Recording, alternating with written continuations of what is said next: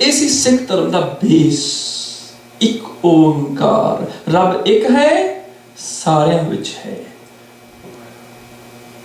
ਗੁਰਬਾਣੀ ਦਾ basic ਸਿਧਾਂਤ ਹੈ ਇਹ, ਇੱਥੋਂ ਸ਼ੁਰੂ ਹੁੰਦੀ ਹੈ ਗੁਰਬਾਣੀ। ਰੱਬ ਇੱਕ ਹੈ, ਕਾਰ ਮੈਨੇ ਸਾਰਿਆਂ ਵਿੱਚ ਹੈ, ਇੱਕ ਓੰਕਾਰ।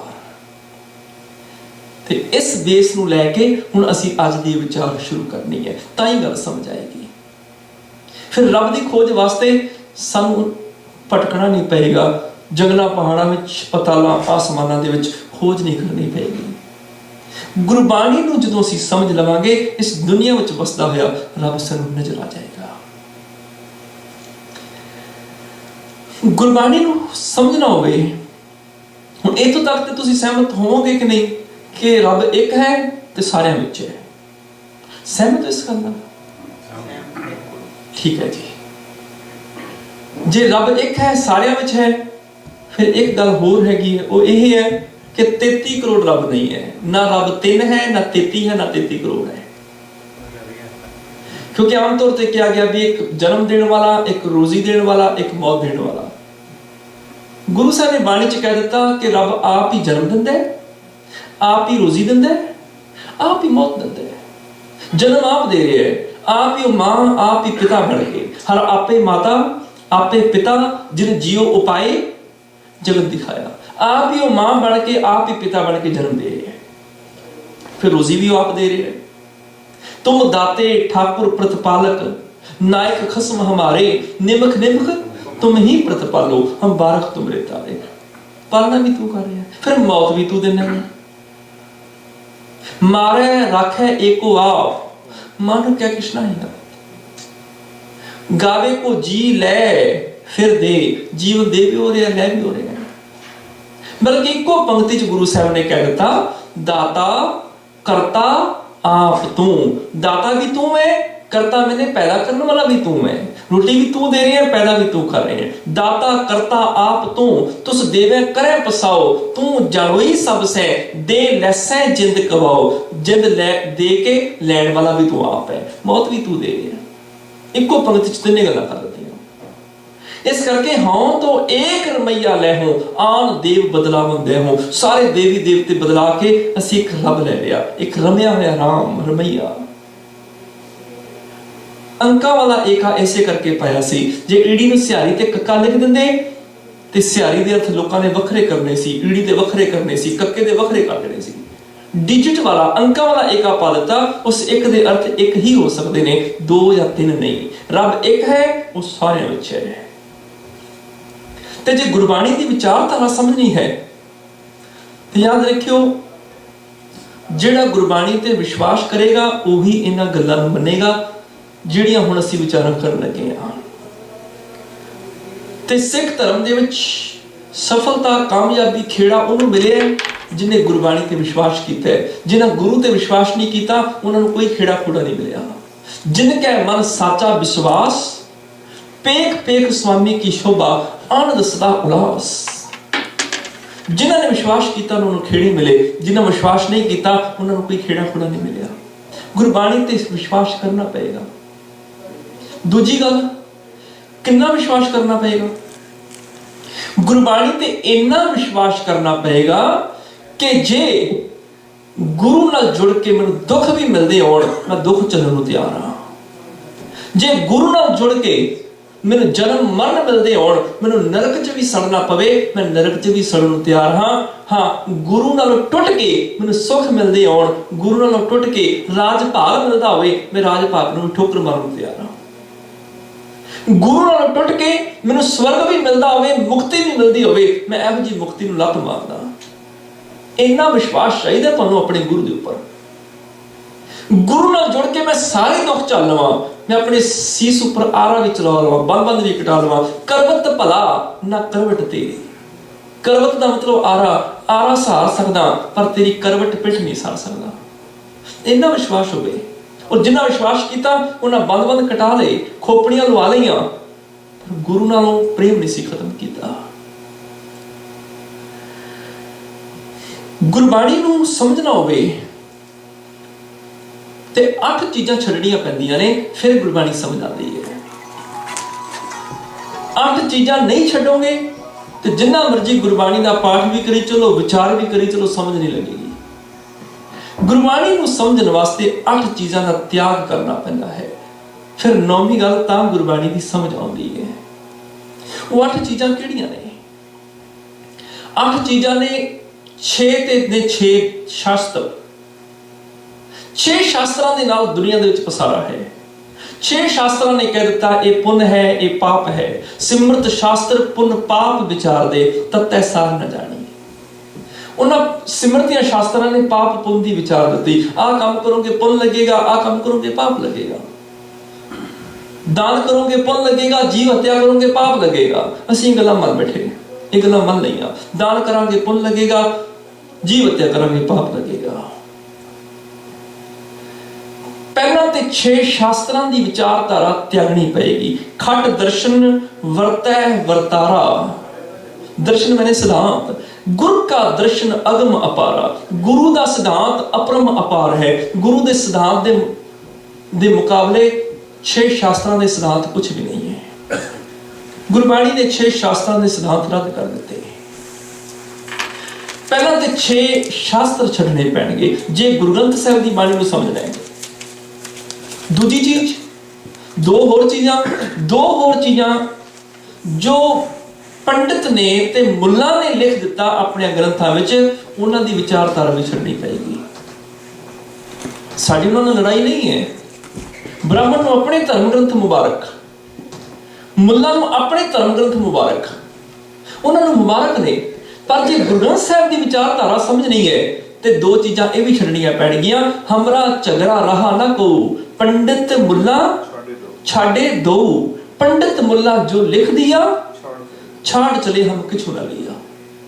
2 चीज़ां छड्डणियां पैणगियां। जे गुरु ग्रंथ साहिब दी विचारधारा नूं समझना है 8 चीज़ां दा त्याग करना पएगा। पहला ते 6 शास्त्र।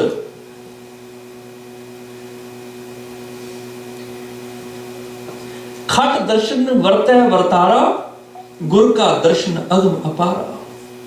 6 शास्त्र छड्डने पैणगे क्योंकि गुरु का सिद्धांत उस तो उच्चा है। हमरा झगड़ा रहा ना को, पंडित मुल्ला छाड़े दो। पंडित मुल्ला जो लिख दिया छाड़ चले हम किछु ना लिया। असी दोनों चीज़ां त्याग दित्तियां, दोनों चो कुछ भी नहीं लिया। ये दोनों चीज़ां असी त्याग दित्तियां। 2 चीज़ां पंडित मुल्ला हो गए, 6 दर्शन 6 शास्त्र हो गए, ये टोटल हो गए 8। जो 8 चीज़ां त्याग देवांगे 9वीं गल फिर गुरु की शुरू होएगी। हुण एक सवाल पैदा होएगा, मानो ये फिलोसफी तुहानूं मैं दस दित्ती पर समझ नहीं आई। हुण मैं समाजिक उदाहरण देवांगा एक, ताकि सानूं आसानी नाल गल समझ आ जाए। मैं हैलीफैक्स दे विच मैं अपने भरा नूं भेजिया कुछ धार्मिक किताबां ग्रंथ दे के, कुछ बुक्स दे के भी इन्हां फड़ किताबां उत्थे तैनूं मिलणगे रिंपल जी, उन्हां नूं दे दें। जां मैं कोई होर नाम ले लेना कि तू इस तरह कर, इन्हां फड़ किताबां लै जा। उत्थे तैनूं मिलणगे सुरजीत सिंह नूं दे दें। मेरा भरा मेरा वीर मैनूं कहण लगा कि मैं सुरजीत सिंह नूं जानदा नहीं हां, मैं कदी देखा नहीं है। जां कहेगा मैं रिंपल जी नूं कदी देखा नहीं है, मैं किताबां किवें देवां? मैं फिर कहांगा भी जो रिंपल जी नूं मिलना चाहना है वो क्लीन शेवन होणगे, सिर ते टोपी होएगी, कंच नत्तियां होणगियां, ते आला फड़ उन्हां दा फोन नंबर, जाके फोन कर दें, वो गुरुद्वारा साहिब तैनूं आके मिल लैणगे ते तू उन्हां नूं किताबां दे दें। मेरा वीर कहण लगा ठीक। मेरा वीर हैलीफैक्स इत्थे आया, आके ने फोन किया रिंपल जी नूं कि मैं तुहाडीआं कुछ किताबां लैके आया, अमृतपाल सिंह वीर जी ने भेजियां ने, कित्थे हो तुसीं? रिंपल जी कहण लगी भी मैं दरबार दे विच ही खड़ा हां। मेरे वीर ने जदों घुमा के देखा मूंह दरबार च एक सरदार जी खड़े ने, ते सरदार जी उन्होंने सिर ते दस्तार सजाई हुई है, दाड़ा है, और बड़ी खुशी की गल है भी वो हुण सिੱਖੀ ਵੱਲ ਨੂੰ आए ने। उन्होंने आप दस्सिया मैनूं कि पहलां की सी हुण की ने, जस्ट एक एग्जाम्पल है, उदाहरण है। जो देखिया कि सरदार जी खड़े ने, सिर ते दस्तार है, दाड़ा है, ਉਹ ਹੈਰਾਨ ਹੋ ਗਿਆ ਵੀ ਵੀਰ ਜੀ ਨੇ ਤੇ ਕਿਹਾ ਸੀ ਕਲੀਨ ਸ਼ੇਵਨ ਹੋਣਗੇ, ਕੰਨਾਂ 'ਚ ਨੱਤੀਆਂ ਹੋਣਗੀਆਂ, ਸਿਰ ਤੇ ਟੋਪੀ ਹੋਏਗੀ, ਇੱਥੇ ਤੇ ਸਰਦਾਰ ਜੀ ਖੜੇ ਨੇ, ਕਿਤੇ ਮੈਂ ਗਲਤ ਬੰਦੇ ਦੇ ਹੱਥ ਕਿਤਾਬਾਂ ਨਾ ਦੇ ਦਿਆਂ। ਜਿੱਥੇ ਤੱਕ ਜਾਣੀਆਂ ਚਾਹੀਦੀਆਂ ਸੀ ਉਹਦੇ ਤੱਕ ਨਾ ਪਹੁੰਚਣ। ਫੋਨ ਇਹਨਾਂ ਨਹੀਂ ਚੁੱਕਿਆ। ਫਿਰ ਕੀ ਕਰੇਗਾ ਮੇਰਾ ਵੀਰ? ਕਨਫਿਊਜ਼ ਹੋ ਜਾਏਗਾ, ਮੈਨੂੰ ਫੋਨ ਕਰੇਗਾ ਤੇ ਫੋਨ ਕਰਕੇ ਮੈਨੂੰ ਪੁੱਛੇਗਾ, ਵੀਰ ਜੀ ਤੁਸੀਂ ਤਾਂ ਕਹਿੰਦੇ ਸੀ ਉਹ ਕਲੀਨ ਸ਼ੇਵਨ ਹੋਣਗੇ ਔਰ ਸਿਰ ਤੇ ਟੋਪੀ ਹੋਏਗੀ ਤੇ ਸਿਰ ਤੇ ਦਸਤਾਰ ਸਜੀ ਹੋਈ ਹੈ, ਦਾੜਾ ਪ੍ਰਕਾਸ਼ਮਾਨ ਇਹਨਾਂ ਦਾ।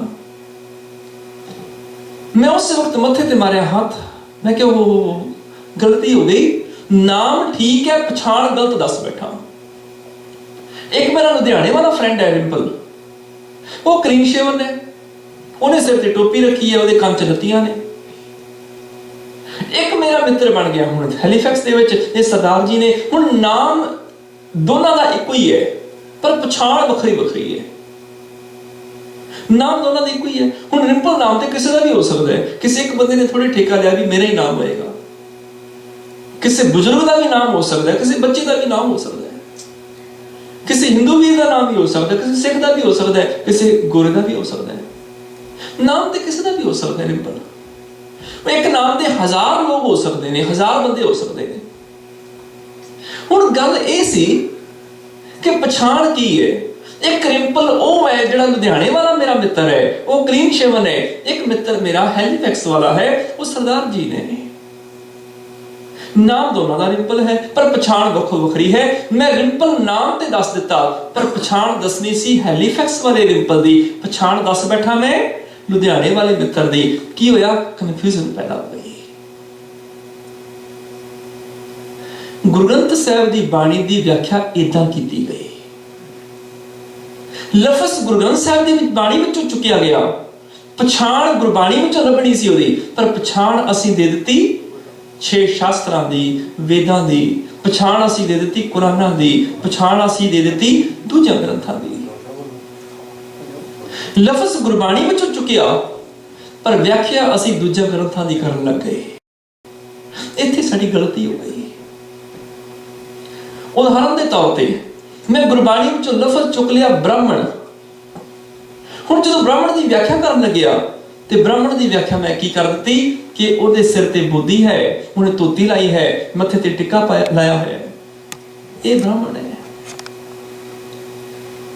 पर लफज ब्राह्मण ही है, गुरु साहब ने व्याख्या अपनी दे दी। आ सिखा मैं दसा भी सिक्खी च ब्राह्मण कौन है। एक पासे वेदा शास्त्रां वाला ब्राह्मण है, वो वेदा शास्त्रां वाले ब्राह्मण दी सिर ते बोधी है, धोती है, मत्थे तिलक है, उन्हें गल दे विच जनेऊ पाया होया है, गायत्री मंत्र पढ़ रहा है, असीं कह दिता वो ब्राह्मण है। हुण चाहीदा सी गुरबाणी विचों व्याख्या लभदे। गुरु साहब आखदे ने ब्राह्मण बण, किदां दा ब्राह्मण हो? गुरबाणी दी व्याख्या ये गल आखदी है, जिहड़ा ब्रह्म दी विचार करदा है वो ब्राह्मण है। ਉਹਦੇ ਸਿਰ ਤੇ ਦਸਤਾਰ ਵੀ ਸਜੀ ਹੋ ਸਕਦੀ ਹੈ, ਉਹਦੇ ਕੋਈ ਹੋਰ ਪੇਖ ਵੀ ਹੋ ਸਕਦਾ ਹੈ, ਪੂਰੀ ਦੁਨੀਆ 'ਚ ਕਿਸੇ ਰੂਪ ਵਿੱਚ ਵੀ ਹੋ ਸਕਦਾ ਹੈ, ਪਰ ਜੇ ਬ੍ਰਹਮ ਦੀ ਵਿਚਾਰ ਕਰ ਰਿਹਾ ਹੈ ਫਿਰ ਉਹ ਬ੍ਰਾਹਮਣ ਹੈ। ਕਹੋ ਕਬੀਰ ਜੋ ਬ੍ਰਹਮ ਵਿਚਾਰੇ ਸੋ ਬ੍ਰਾਹਮਣ ਕਹੀਤ ਹੈ ਹਮਾਰੇ। ਸਾਡੇ 'ਚ ਬ੍ਰਾਹਮਣ ਉਹਨੂੰ ਕਹਿੰਦੇ ਨੇ ਜਿਹੜਾ ਬ੍ਰਹਮ ਦੀ ਵਿਚਾਰ ਕਰ ਰਿਹਾ ਹੈ। ਲਫ਼ਜ਼ ਉਹੀ ਵਰਤਿਆ ਗੁਰੂ ਸਾਹਿਬ ਨੇ ਬ੍ਰਾਹਮਣ, ਪਰ ਡੈਫੀਨੇਸ਼ਨ परिभाषा अपनी दे दी, व्याख्या अपनी दे दी, उन्होंने दी नहीं, क्योंकि ब्राह्मण ना किसी का भी हो सकता है। इसी तरह गुरबाणी ने विच लफज चुकिया मुसलमान। जो असीं मुसलमान की व्याख्या की, असीं दूसरे की व्याख्या कर दी। गुरबाणी ने अपनी व्याख्या दे दी। ऐ सिखा आ दसा मुसलमान कौन है? मुसलमान वो मनुख है जिहदा दिल मोम वर्गा है, जिहदे अंदर दया है, जिहदे अंदर तरस है। मुसलमान मोम दिल हो गए, अंतर की मल दिल ते तोवे। मुसलमान वो है जिहदा दिल मोम है, जिहड़ा नरम दिल वाला है। जे गुरबाणी विचों असीं लफज चुकदे हां ते सानूं व्याख्या गुरबाणी विचों ही लभणी पएगी कि गुरबाणी उस बारे की कह रही है।